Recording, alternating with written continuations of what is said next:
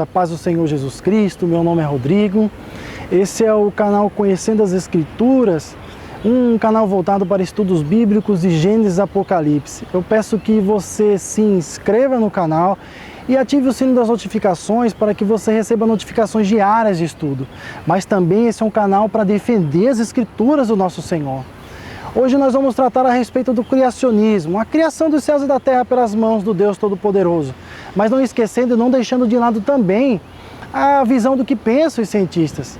Esse tema é um tema muito controverso na sociedade, mas para nós que temos Cristo como mentor e salvador, não há nenhuma controvérsia, porque Deus é o Senhor de tudo. Deus é o Criador de tudo, o Criador de todas as coisas. Esse é um tema muito debatido nas universidades, na literatura, retratado constantemente em filmes, desenhos, dentre outros. A criação dos céus e da terra, a origem do universo, do planeta Terra, sempre será tema de constantes debates.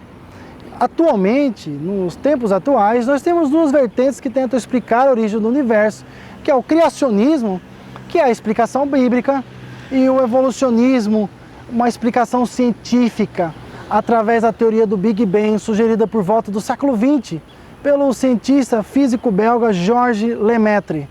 A teoria do Big Bang afirma que a Terra surgiu a partir de uma grande explosão de um único átomo, há cerca de 13 bilhões e 800 milhões de anos atrás. E com essa explosão as matérias foram se expandindo, se acomodando pelo universo, formando diferentes galáxias. E com base nessa teoria, esse processo ainda continua, ou seja, o universo ainda está em constante expansão. Por sua vez, o criacionismo, baseado no livro do Gênesis, afirma que o mundo foi criado por Deus a partir do nada. Deus trouxe o mundo através do nada. E a Bíblia dá início relatando que no primeiro dia, Deus criou a luz em geral, separando a luz da escuridão. No segundo dia, Deus fez o firmamento e separou as águas do mar e o céu. No terceiro dia, Deus criou a terra e em seguida a vegetação. No quarto dia apareceram típicos específicos de luz, como o sol e estrelas. E no quinto dia, Deus fez as criaturas que habitassem o céu e a água, como peixes e pássaros. No sexto dia, Deus fez as criaturas da terra e fez o homem e a mulher. E no sétimo dia, a Bíblia relata que Deus descansou. Moisés fala ainda, quando relata sobre a criação do homem, que Deus tomou do pó da terra, fez o homem e com a alma, inspirou nele o espírito e a vida. Ele acrescenta que esse homem foi chamado Adão, que em hebraico significa ruivo, porque a terra de que ele foi tomada era dessa cor. Portanto, quem chamou o primeiro ser inteligente nativo de Adão, ou Adão, o chamou de vermelho, ou de feito do barro vermelho. Em seguida, Deus, o nosso Senhor, mandou vir os animais, machos e fêmeas, para diante de Adão. E Adão deu-lhes os nomes que conservam ainda hoje. Mas o nosso Senhor Deus viu que Adão estava sozinho, enquanto outros animais tinham cada qual a sua companheira. Então Deus espera Adão adormecer, tira umas das costelas dele e forma a mulher. E logo quando Adão a viu, percebeu que ela havia sido tirada dele. Os hebreus dão à mulher o nome de Issa. E aqui foi a primeira de todas, chamou-se Eva, isto é, mãe de todos os viventes. Moisés, o grande narrador do livro de Gênesis, narra em seguida como Deus plantou do lado do Oriente o jardim do Éden, que cumulou todas as espécies de plantas, entre elas duas árvores. Uma delas era a árvore da vida e a outra a da ciência, que ensinava a discernir o bem e o mal.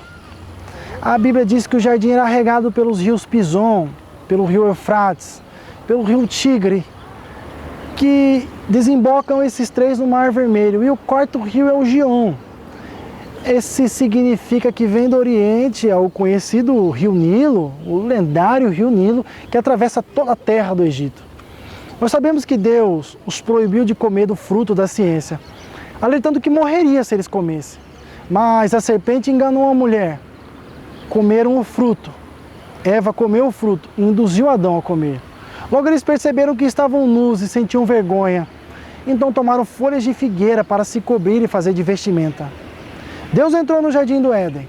E Adão, que antes do pecado conversava face a face com Deus, se escondeu. E Deus, ao perguntar o que ele havia feito, O que eles haviam feito, ambos disseram que haviam sido enganados pela serpente e foram induzidos a comer o fruto. Deus disse a Adão que a terra não produziria mais frutos, apenas para aqueles que cultivassem do suor do seu rosto e que trabalhassem nela. Para Eva, Deus disse que ela teria filho com dores de parto, e a serpente condenou-a a rastejar, declarando que seria inimiga do homem. Mas quando o cristão depara com toda essa narrativa, a primeira pergunta que vem é: e quem criou Deus? No primeiro versículo da Bíblia, a palavra diz que no princípio Deus criou os céus e a terra. Mas nisso não há nenhuma tentativa de provar a existência de Deus, nem a data de sua criação. Mas a Bíblia diz que Deus é atemporal, eterno, não tem início e não tem fim de dias. Grande parte dos cientistas acreditam que todas essas plantas e criaturas são produtos de um processo evolucionário e não do Deus Criador. Mas tudo requer um projetista.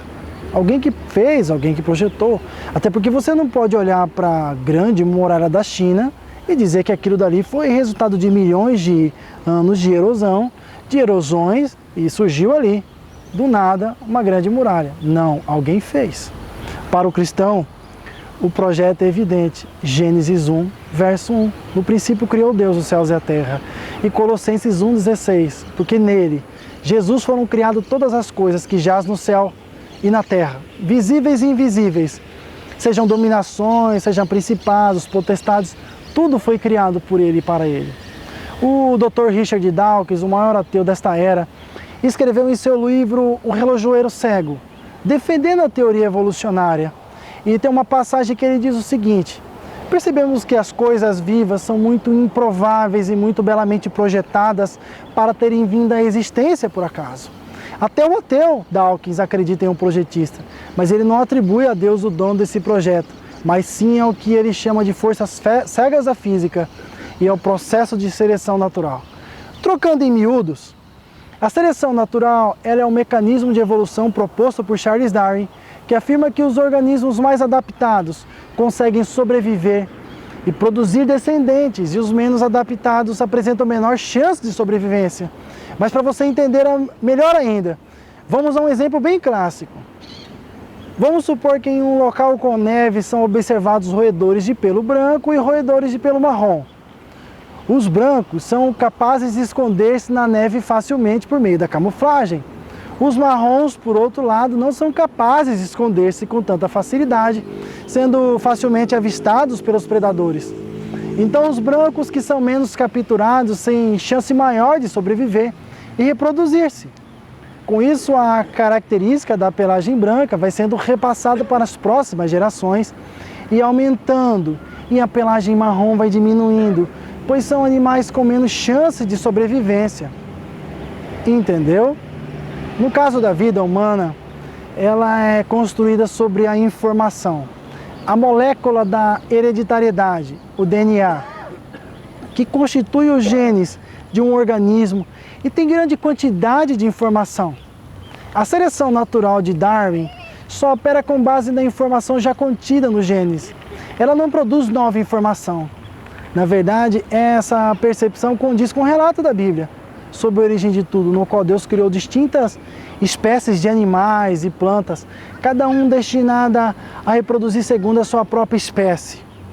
Por exemplo, os lobos, os coiotes, os dingos, desenvolveram-se com o tempo como resultado da seleção natural, operando com base na informação encontrada nos genes da espécie lobo-cão.